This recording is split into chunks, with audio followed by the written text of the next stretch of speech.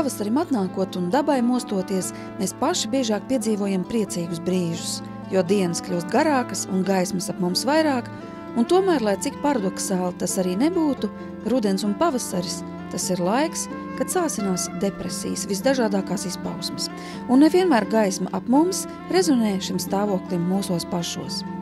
Par depresiju eksistē visdažādākie spriedumi, šo vārdu bieži lieto pat pie vismazākās garastāvokļa maiņas, bet katrā ziņā ik viens no mums taču noteikti vēlas, lai prieka būtu vairāk un nomāktības mazāk.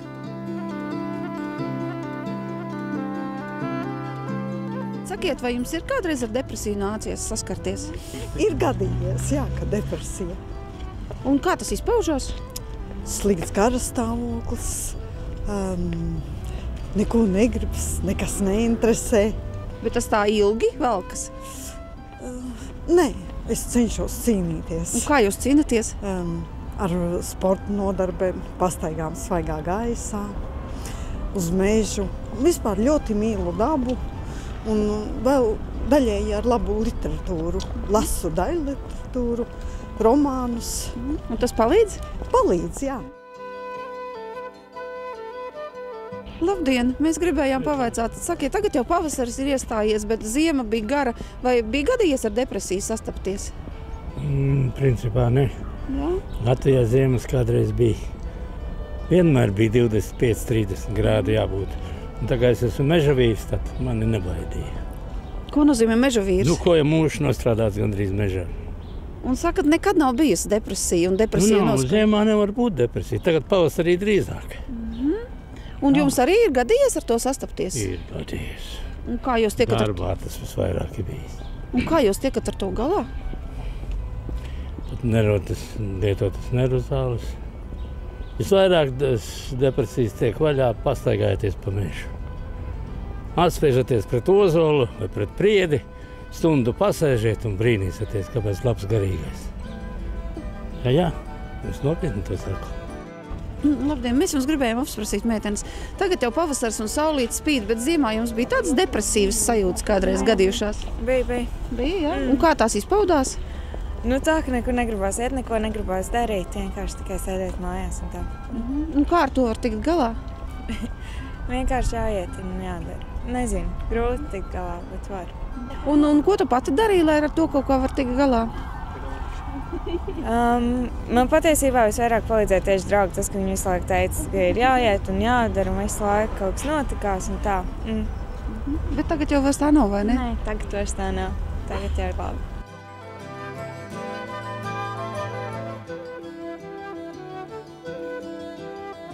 Sakiet, jums ir kādreiz gadījies piedzīvot depresīvas sajūtas? Nu, ir gadījies, teikšu, kā ir. Ar ko tās ir saistītas? Kāpēc? No kā tās nāk? Nu, teiksim, man nomira dzīves biedre un tāds milzīgs tukšums vēl joprojām ir. Kā jūs pats esat mēģinājis cīnīties pret to tukšumu? Mēģinu saņemties, protams, bet aizpildīt to tukšumu var ar darbu, ja? Es joprojām turpinu mācīties valodas. Tagad viscietākais rieks ir franču valoda, ja? Bet es jau varu lasīt ar vārnīcu un speciālo literatūras lasu arī franciski. Nerunājot, ka es to lasu arī angliski, vāciski un, protams, krieviski. Un, kā vīzma bija dzīva, man sieva bija vīzma Belševīts, ja es dzirdēju tādu rakstēt. Nu jā, vīzma arī lasīja daudzās valodās. Vai mūzika var palīdzēt pret depresiju? Nu, noteikti, ja. It sevišķi, piemēram, Mocarta mūzika, ja.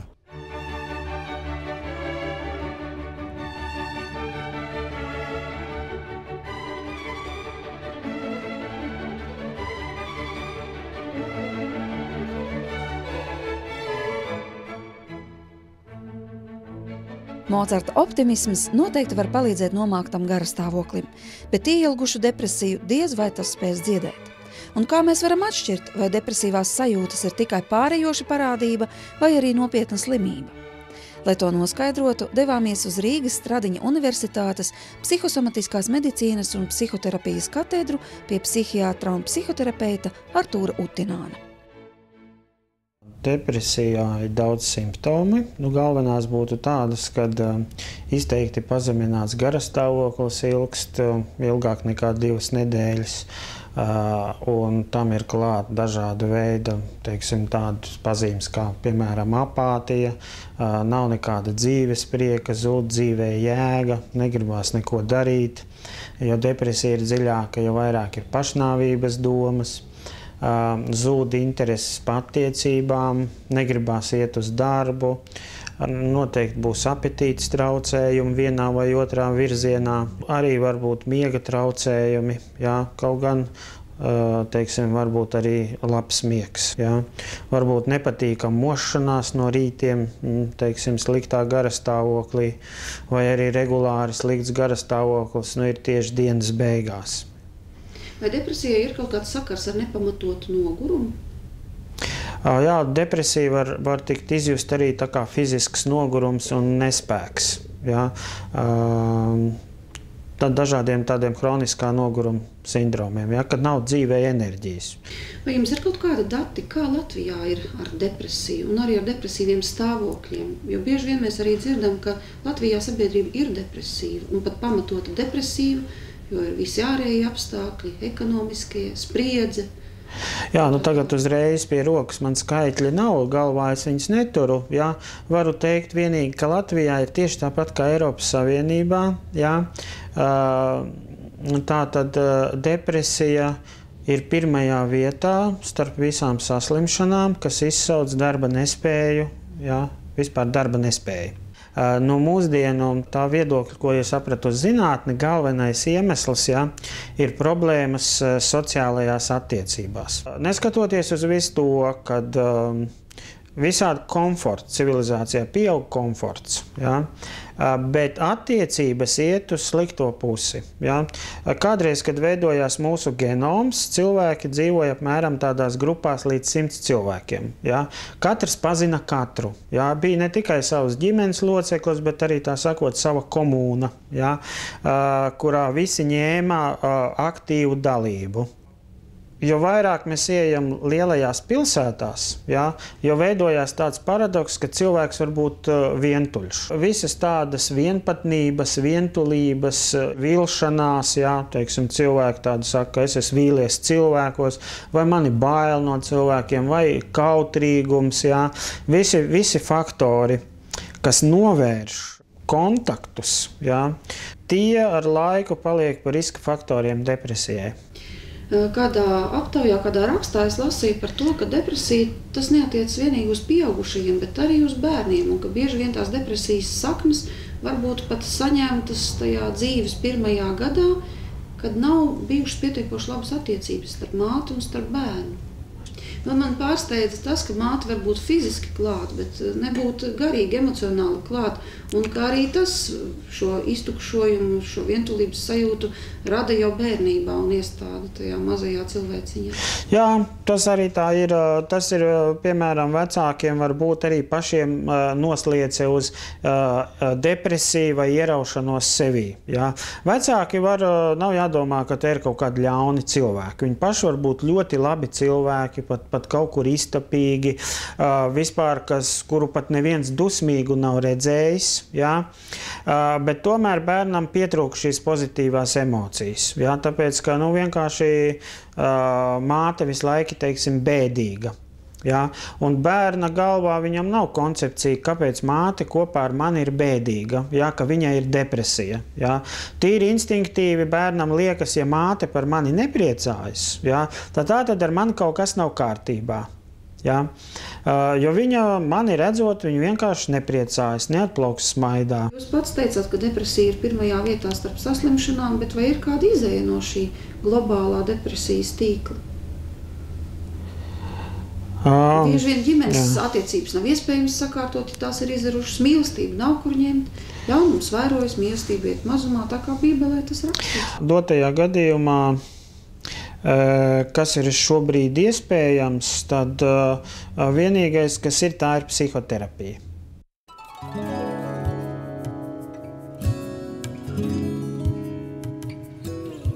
Tāds ir ārsta, psihiatra un psihoterapeita Artūra Utināna viedoklis. Tas varētu pat šķist dīvaini, ka 21. gadsimtā, kad sasniegti tik augsti tehnoloģiski rādītāji un viss tiek darīts cilvēka labsajūtas un labklājības vārtā, pats cilvēks kļūst par cietēju šajā komfortablajā, dinamiskajā un tomēr vientuļajā pasaules tuksnesī, kur valda tik liels attiecību deficīts. Un to izrādās izjūt pat bērni. Kad 2002. gadā kādā no Rīgas skolām tika veikta aptauja par to, cik audzēkņi ir pakļauti depresijas riskam, tad izrādījās, ka 36% skolnieku ir ar depresijas pazīmēm, pie tam 7% no tiem ar smagu depresiju. Cilvēks ir radīts attiecībām, mīlestības attiecībām gan ar Dievu, gan tuvāko. Un ja kādā no šīm sfērām veidojas plaisa, tad ar laiku veidojas arī tukšums, ko saviem spēkiem aizpildīt nav iespējams. Šobrīd dosimies uz Rīgas Pļaunieku ģimnāziju, kur brīvā laika centrā pusauģiem strādā Ieva Kalniņa. Pirms 10 gadiem, tātad 16 gadu vecumā, Ieva piedzīvoja smagu veselības krīzi un dziļu depresiju.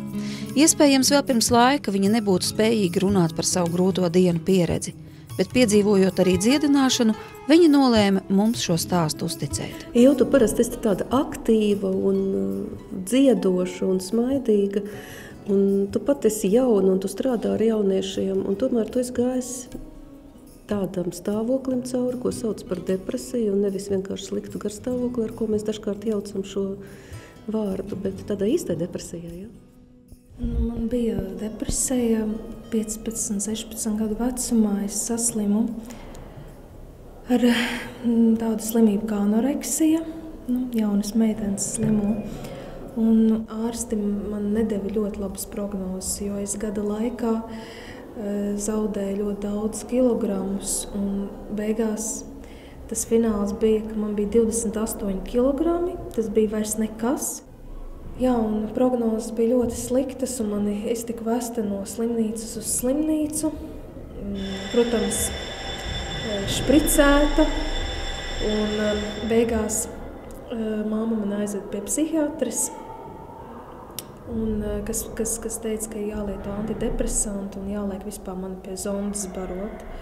Un beigās, ja es neatveseļošos, tad vienīgā mana māja, tad paliek tā Tvaika iela, jā.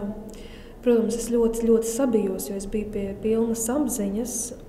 Saprast jau es sapratu, bet man nebija spēka dzīvot. Es principā nebija vairs spēka. Un, jā, tad es sāku lietot zāles, bet tas bija tāds pusgads, bet es to uzskatu kā pārdabisku Dieva spēka izliešanos pār mani naktī, kad es jau tiku aicināta dzīvot debesīm. Es pieredzēju nāves tuvumu, un vienīgais, ko es tajā naktī varēju pateikt, klusumā, protams, pie sevis, kad vai nu man ir jāaiziet, vai arī dod man spēku, tieši spēku dzīvot. Tad nākamā rītā es pamodos ar brīnumainu spēku, savā ķermenī. Kas tā bija par vīziju? To es ļoti glabāju it kā savā sirdī, bet šoreiz visus šos gadus es nezinu. Es vienkārši tajā naktī bija melna nakts. Es sapratu tajā naktī, ka tā ir mana pēdējā nakts uz zemes, jo es tiku atvesta no slimnīcas un, laikam, lai mājās tomēr aizietu. Un es saprotu, ka tā ir Dieva žēlastība, jo man nebija spēka dzīvot. Vienīgais, ko es klusumā pateicu, dod man spēku, ja tas ir tavs prāts. Ja tas ir tavs prāts. Un es redzu lielu, dzeltenu, tādu ārkārtīgi dzeltenu, spilgtu sauli, kurā man ir labi, gaisma, liela gaisma. Nekāds gars, nekāda persona, vienkārši viena liela spilgta gaisma, zeltaina, ko es salīdzinu kā olas dzeltenums, jā, bet vēl spilgtāka. Man bija ļoti labi tajā gaismā, un es vēl joprojām viņu atceros, un es lūdzu šo te spēku izliešanos, un tas notika tajā naktī. Es tiešām brīnos pati, ka es esmu dzīva. Bet tā ir kaut kāda dzīvot griba, kad kāds man no augšas iedeva šo te dzīvot gribu, kad es tagad dzīvojot, es vienalga caur visām grūtībām to optimismu redzu un dzīves prieku, kādēļ ir vērts dzīvot. Pēc tam, kad tas periods beidzās, pēc tās nakts, kad tu sauc uz Dievu un tu sāki dzīvot, tev ir tā, ka tu krīti atpakaļ tādos stāvokļos, vai arī faktiski tu tomēr, ka viss ir izmainīts, ne? Ir brīži, kad ir man šie jautājumi atkal no jauna, ja, kāpēc es dzīvoju, bet es saprotu to, ka šeit es esmu, vienkārši es esmu kā klātbūtne un reizēm pat bez vārdiem. Es vienkārši saprotu to, ka mīlestība ir tā, kas ir ierakstīta tevī un tā dziedina mani un arī dziedina apkārtējos. Un es ceru, ka arī tā gaisma, kas nāk no debesīm, arī ļoti svarīga. Bet ja viņas nav? Viņa ir. Ja cilvēks netic tam? Cilvēks var neticēt, bet viņa ir. Gaisma ir. Cilvēks var neticēt, bet gaisma tāpat apstaro cilvēku. Tajā brīdī viņš netic, bet citi cilvēki var palūgties. Vienīgais, jālūdz tā, kā lai notiek pēc Dieva prātā. Saules gaismā manā sirdī klusi staro.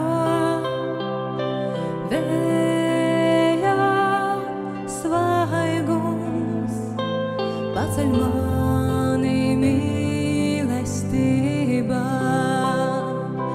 lidoju pāri mākoņiem, dziedādams ar eņģeļiem. Slava Dievam, Tēvam un Dēlam, Svētam garam, lai mūžīgi. Vēl šodien viesosimies pie misionāra un teologa Žozefa Bastēna no Beļģijas, kurš Latviju apmeklē bieži, parasti apmetoties pavisam necilā un vienkāršā, bet mājīgā un sirsnības pilnā mājvietā Pārdaugavā. Žozefs ilgus gadus ir cīnījies ar dziļu, nepārējušu depresiju, kas šķita neuzveicama. Bet tomēr laika gaitā arī viņš tika dziedināts, un iespējams, ka daži no Žozefa padomiem noderēs arī jums.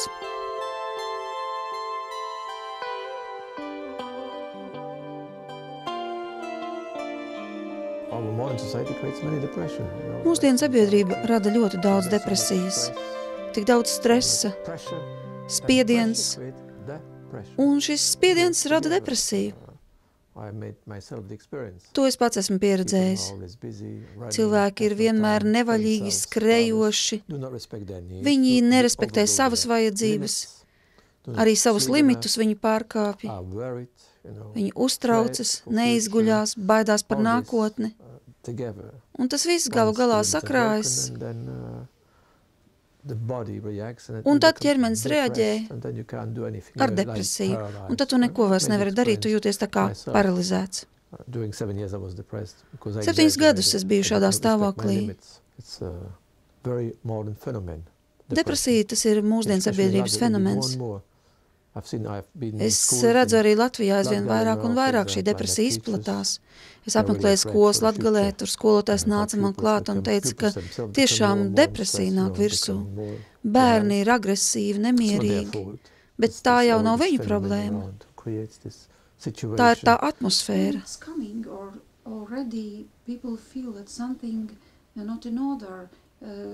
Kā mēs varam zināt, ka tuvojas šī depresija? Kādi ir simptomi? Jūs sacījāt par šo paralizēto domāšanu, attieksmi, stāvokli. Kādi ir simptomi? Tu zaudēji savu enerģiju, tu jūties visu laiku noguris, tā kā slings, tu neredz vairs dzīvē jēgu, tu esi zaudējis savu vērtību sistēmu, Nekas vairs tev nav interesants. Tas ir tā kā tuksnesis, tā kā nakts pieredze. Murgi kaut kādi. Un tu vairs to visu nevar izturēt.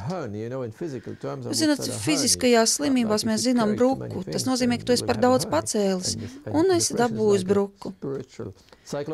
Bet arī garīgajā un psiholoģiskajā jomā depresija ir tieši tāda pati bruka. Kā jūs tikāt ārā no tās? Saprotu, ka tā bija ilga, dziļa, grūta. Jā, kā jau sacīju, 7 gadi pagāja. Ja es būtu zinājis dažus principus, iespējams, ka man būtu pieticis ar 2. Ja es to zinātu, ko tagad es zinu. Es gāju pie dažādiem ārstiem, psihiatriem, psihologiem, bet viņi īsti nevarēja man palīdzēt. Vesela komanda ar mani strādāja. Ļoti jauki cilvēki, arī kompetenti. Bet tai pašā laikā viņi man tomēr nevarēja palīdzēt. Bet tad, kad es tiku ārā no šīs depresijas, tad viņi man paši godīgi pateica, ka mēs brīnamies, ka tas ir noticis. Tad, kad tu esi depresijā, tu visu laiku lieto savu galvu, analizē. Bet tas nav jādara, tāpēc, ka jo tu vairāk analizē, jo bīstamāk tas ir, jo tava mazā problēma domāšanas rezultātā kļūst liela. Un tad es satiku tēvu Tomu Filipu, viņš bija priesteris, un viņš man ieteica dažus principus. Jūs sacījāt arī par šo vētru, ka depresijas laikā, kad nāk šis depresijas vilnis, ka tev jākļūst maziņam, lai šis vilnis pārveļas tev pāri. Kā jūs to domājat? Jā, tajā brīdī nedrīkst analizēt, ka tev pavisam slikti, jo tad tu pacel galvu, analizē un esi jau nogrūsts lejā. Bet, lai tiktu ārā no depresijas, svarīgi ir sevi pieņemt tādu, kāds tu esi. Tā ir mūsdienu sabiedrība, kas visu, kas tai nepatīk, atgrūž malā. Vienīgais veids, kā tikt ārā. Vispirms tas ir pieņemt manu realitāti. Nevis atgrūst to. Es negribu būt depresīvs, man tas nepatīk. Vispirms ir jāpieņem šī depresija. Jā, tā ir realitāte. Es saprotu, ka es esmu depresijā, un man ir vajadzīga palīdzība. Un tad es devos uz klosteri, kuras pavadīju 8 savas dzīves gadus klusumā, jo klusums ir ļoti svarīgs depresīviem cilvēkiem. Svarīgi ir pastaigāties dabā, svarīgi dzirdēt putnus, vērot kokus, ūdeni, kas plūst. Ļoti labs ir plūstošs ūdens. Ejiet dušā, obligāti pastaigājieties. Kamēr jūs sēžat, darbojas jūsu galva. Un ļoti svarīgi ir pateikties. Jā, es sāku pateikties sākot no bērnības. Paldies, ka man bija vecāki, ka es saņēmu to un ka es nedzīvoju kara laikā, un tu vari atrast 100 lietu, par ko tu vari būt pateicīgs. Un tikmēr, kamēr tu pateicies, tu vienkārši nežēlojies, jo tev nav laika žēloties. And so, and when you, the whole day, and if you thank you the whole day, you have no time anymore to complain. Un ir svarīgi nolikt savu depresiju pie krusta. Tad man jāiecina Jēzus savā dzīvē. Jāpasludina, ka tā ir viņa uzvara. Es atdodu Jēzum savu dzīvi. Un atdot viņam arī depresiju. Bet pirms atdot, man ir jāpieņem, ka man šī depresija ir. Un tad es varu viņam atdot, nevis pirms tam.